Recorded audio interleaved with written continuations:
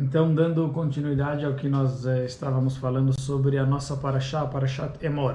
Então, Parashat Emor, nós temos duas coisas muito interessantes e muito bonitas. Enfim, dois conceitos, duas ideias. A gente começou falando da primeira ideia, que é a responsabilidade dos adultos, dos mais velhos, com os menores. Que seria a ideia da educação. E essa ideia da educação, ela é tanto no sentido material, isto é, quando nós falamos sobre adulto e menor, significa uma pessoa que nós falamos que é um gadol, que ela é grande em idade, em idade ela é grande, e pequeno, em idade ela é pequena. Então isso seria a interpretação literal do versículo, que se refere que a pessoa adulta, o grande em idade, deve educar o pequeno em idade, e não pode uma proibição da Torá de fazer com que o Katan faça uma aveira, faça uma proibição. Por mais que o Katan em si não tenha proibição, mas o adulto não pode dar perante ele, diretamente na mão dele, para que ele faça essa aveira, essa transgressão. E também tem no assunto espiritual, que é a responsabilidade dos que sabem mais, enfim, das pessoas que estão mais próximas da religião para com aqueles que estão momentaneamente mais afastados. Que existe aqui uma responsabilidade do grande. O grande seria a pessoa adulto espiritualmente falando, é aquele que tem mais conhecimento, está mais próximo da religião, e o pequeno seria a pessoa que no momento está, pelo menos aparentemente, no nível externo, está mais longe da religião, mais longe do Criador, e existe essa responsabilidade de aproximar eles para Hashem, para a Torá e Mitzvot. E é interessante que, falando sobre essa ideia de pequenos, enfim, da educação das pessoas pequenas, e como aqui no caso, materialmente falando, né? Enfim, aqui no caso, materialmente, quer dizer, da pessoa que ela é pequena em idade, mas é explicado, os comentaristas trazem que isso serviria também para alguém que também é maior de idade, mas pequeno no sentido espiritual, enfim, no sentido que não está próximo ainda da Torá e Mitzvot, que também esse mesmo processo que nós encontramos com relação à pessoa pequena em idade também seria bom, enfim, também você faz parte do processo, espiritualmente falando, a pessoa quando ela quer ter uma mudança, enfim, a pessoa no momento ela é pequena espiritualmente falando, significa que ela no momento ela está um pouco longe, afastada da religião, está um pouco afastada de Torá e Mitzvot, não se encontra próximo ao Criador reveladamente falando, né? Obviamente quando a gente fala sempre aqui o termo espiritual é no lado revelado, né? Enfim, no lado íntimo a gente não pode julgar, enfim, não sabemos, como o versículo diz, o homem vê aquilo que os olhos conseguem ver. Vashem, e Deus ele olha o coração. Vashem ire laleivav, Deus vai olhar para o coração. Então, sem dúvida que é no lado externo que nós nos referimos. Mas pelo menos, e qual seria essa ideia? Que isso é bastante trazido o Rebbe traz em suas cartas esta ideia. E é justamente, pode ser o oposto daquilo que nós estaríamos propensos ou estaríamos acostumados a pensar. Quando seria mais importante a educação? Quando a pessoa ela já está mais velha, e ela já entende, ou quando a pessoa ela é menor e ela ainda não tem a compreensão? Quando ela é menor, né? Então até essa seria um pouco a ideia que nós gostaríamos de trazer, desenvolver. Enfim, falando só um pouco desta ideia, em que o Rebbe até explica que essa foi a discussão entre o Yitzhak e o Ishmael. Ishmael fez o Brit Milá com 13 anos. E Yitzhak fez o Brit Milá com 8 dias. Yitzhak foi o primeiro judeu a fazer o Brit Milá com 8 dias. Seu pai havia feito com 99 anos. E aí começou uma certa discussão entre eles, quem era mais, quem havia se sacrificado mais. Quem se dispôs mais, enfim, quem se entregou mais para Deus. Qual ato foi mais de entrega, certo? De sacrifício? Então Ismael, sem dúvida, falou que ele teria uma vantagem. Por quê? porque ele já estava consciente, já tinha compreensão das coisas, e mesmo assim, quer dizer, e dói, enfim, quer dizer, tudo mais, e mesmo assim ele se entregou, se colocou estava disposto a se entregar para Hashem para cumprir a sua vontade, para cumprir a vontade de Hashem, a vontade divina.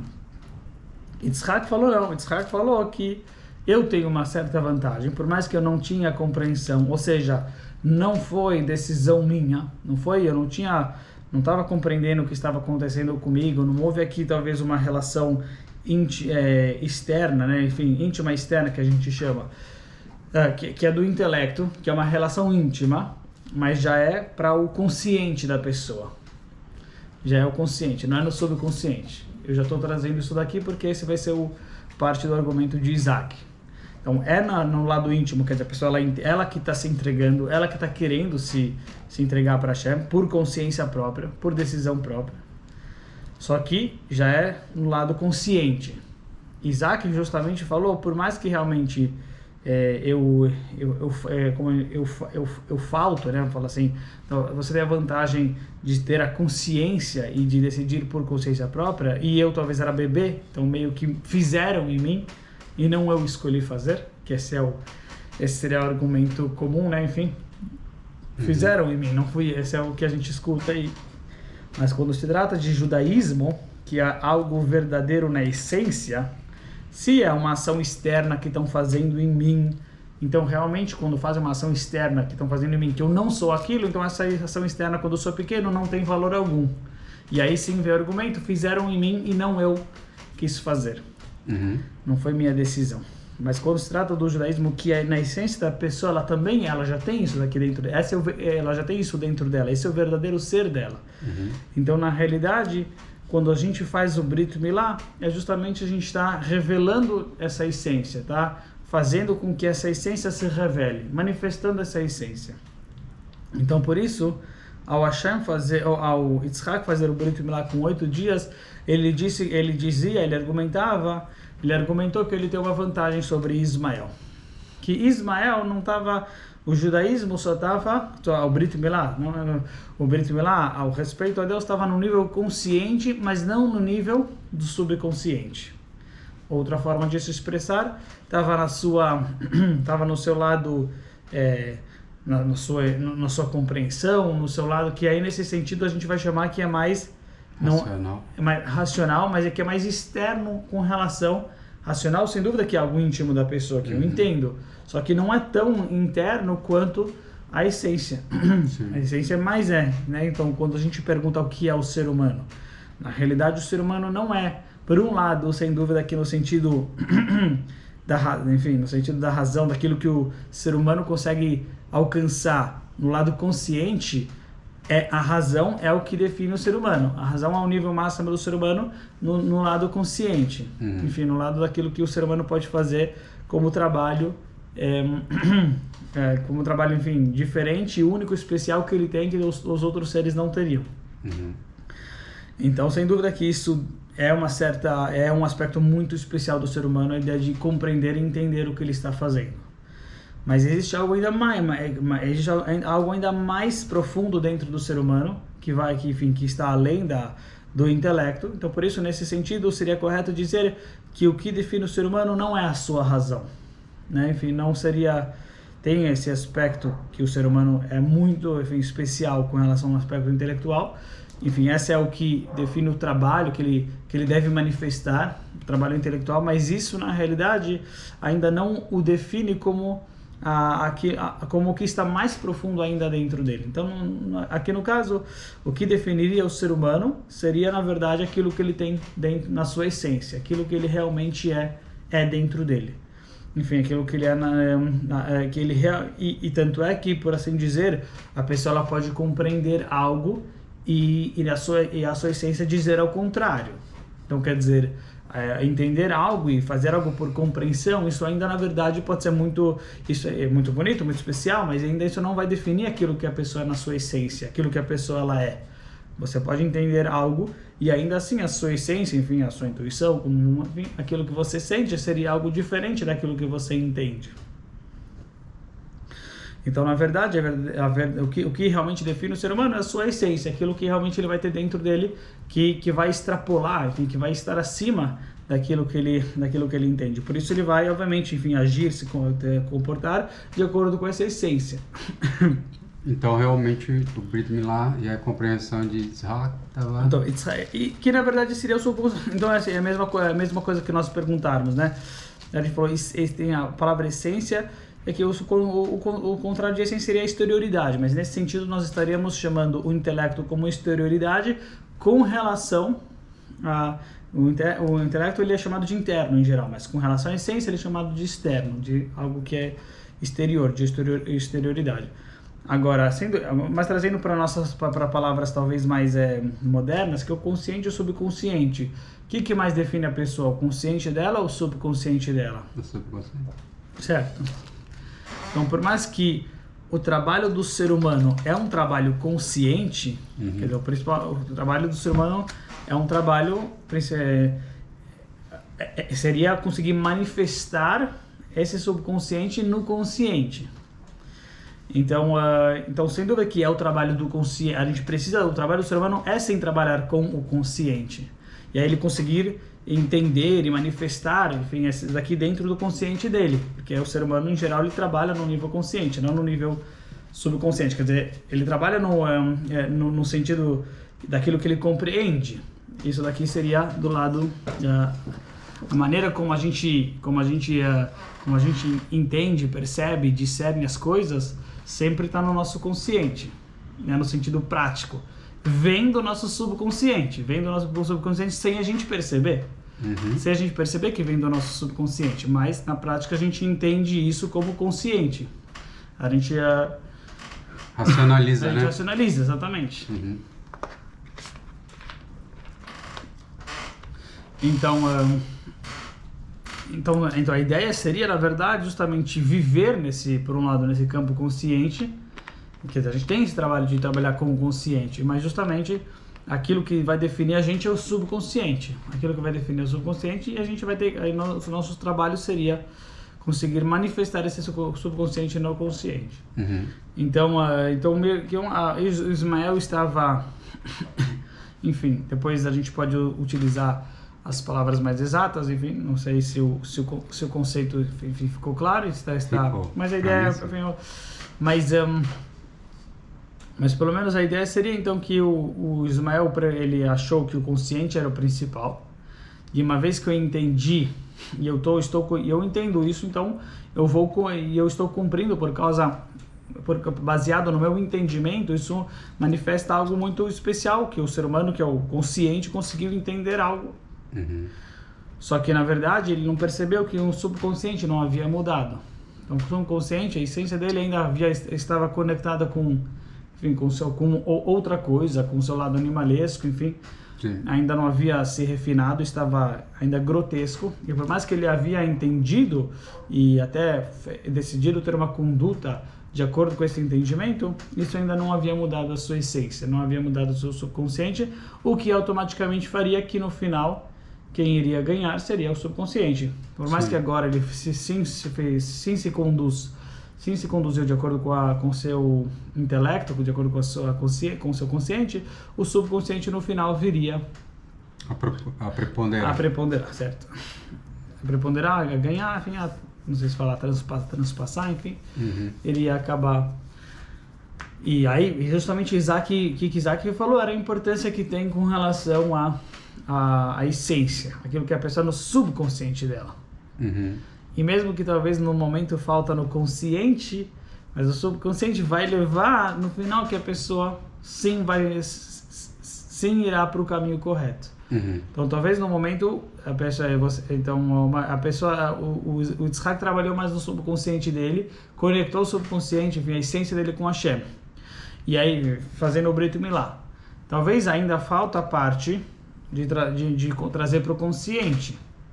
Então, que essa, de uma certa maneira, é o argumento de Ismael. Então, sem dúvida que Ismael tem essa, vamos falar assim, essa vantagem no argumento dele. Só que Yitzhak estava falando que por mais que talvez o trabalho não está sendo no momento no consciente e de uma certa maneira então não está se manifestando no consciente no momento, mas no final o que vai preponderar é o subconsciente. Então, quer dizer, no final, por mais que agora a pessoa não está, enfim, próxima de Deus, não está sentindo no seu consciente essa ligação, essa conexão, mas uma vez que ele tem isso no seu subconsciente, ele vai na realidade conseguir depois preponderar e vai, enfim, se tornar, vai conseguir manifestar o seu subconsciente, vai manifestar aquilo que ele tem nas profundidades do seu coração, na sua essência. Sim.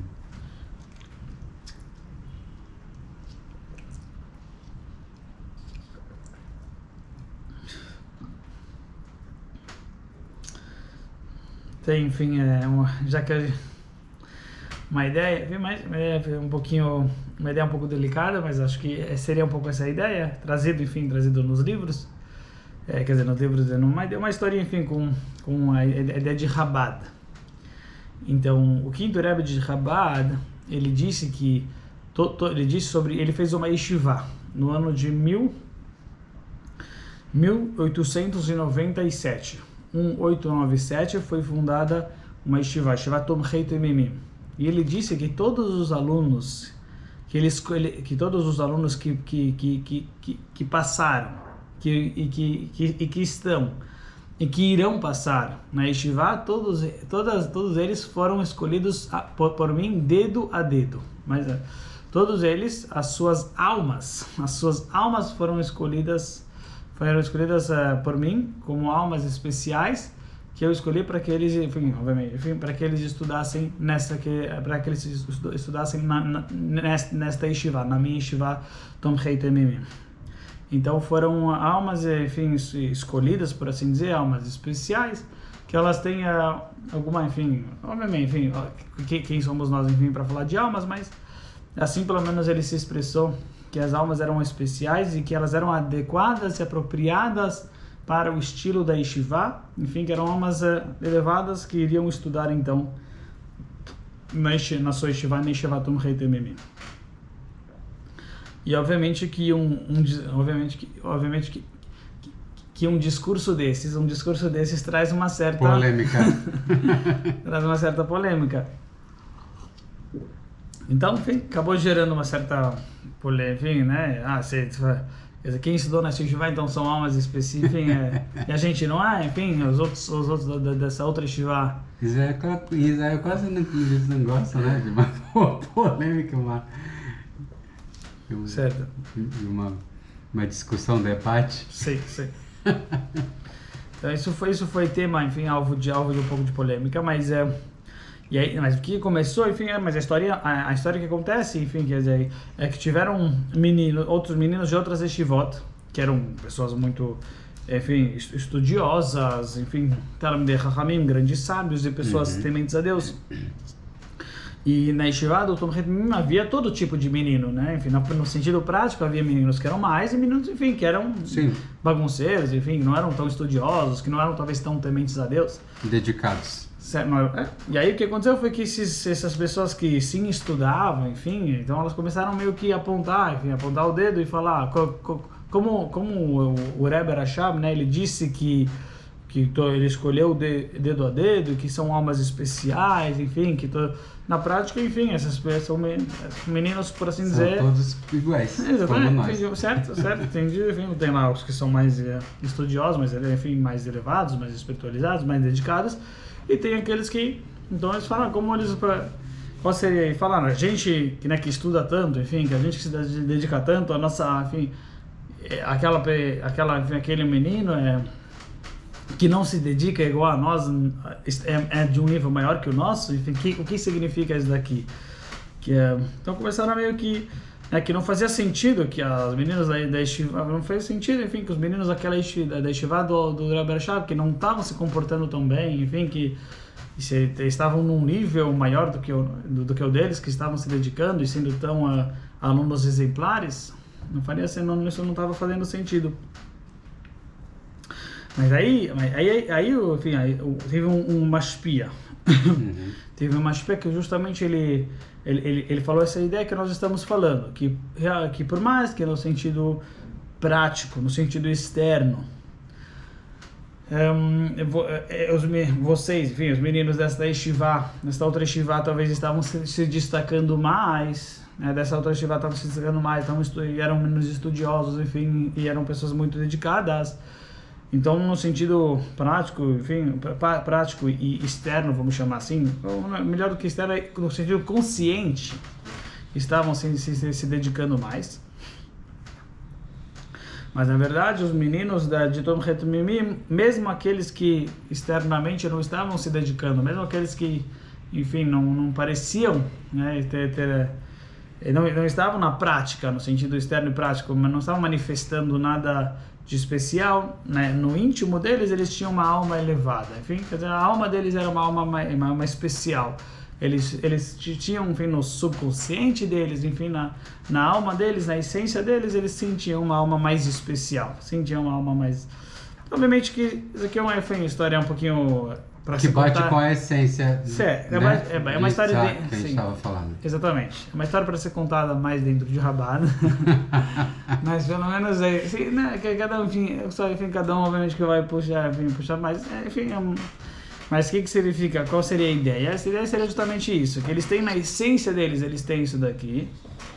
E aí, uma vez, enfim, o Rebbe Rashab trabalhou em inculcar os conceitos, ele escolheu essas almas que elas têm aqui dentro delas profundamente. E por mais que não está se manifestando, ainda não se manifestou, e nos outros tem outras yeshivot que estão se destacando mais. Os alunos estão melhores. Mas isso ainda não significa, né? Enfim, quer dizer, então existe esse aspecto do consciente externo que eles estão estudando mais que os meninos da yeshiva, mas na realidade no subconsciente, enfim, que nem Yitzhak, né? Enfim, dentro deles eles têm sim algo mais de especial, que no final, enfim, virá a preponderar e virá a transpassar, enfim,